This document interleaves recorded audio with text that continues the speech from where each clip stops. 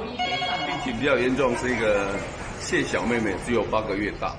她刚由医9送到本院的时候，我们看到她意识是不清的，然后呼吸窘迫，活动力差。我们去急救后发觉她的瞳孔是2.5，两边是对方有反应。那腹内又超音波检测是排除没有腹内出血，但是意识还是不清，昏迷指数超过8分左右。那么基于插管急救后，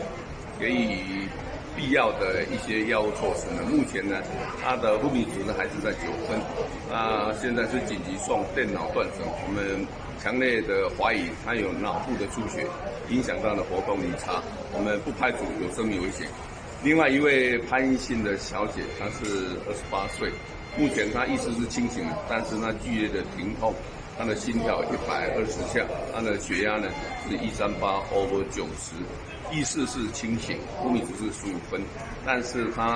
我们从她的骨盘是肉眼看的是畸形的，经检查后，她是右侧的大腿骨脱臼，目前情况还稳定，但是有剧烈疼痛，基于必要的措施，2位都会安排住院。但是谢小妹呢，她目前的血压是80/36，心跳138，所以呢，我们不排除有生命危险，进一步送到小儿交病房进一步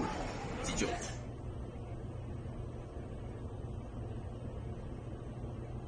今天早上国道发生车祸，有4位患者送来我们医院急诊治疗。那其中最严重的彭女，28岁彭女，送来的时候已经没有生命迹象了。那经过本院急救之后，仍然宣布不治。那另外有3位两女1男，分别有胸腰椎的骨折以及一些四肢擦伤，目前生命稳定，在我们本院持续治疗当中。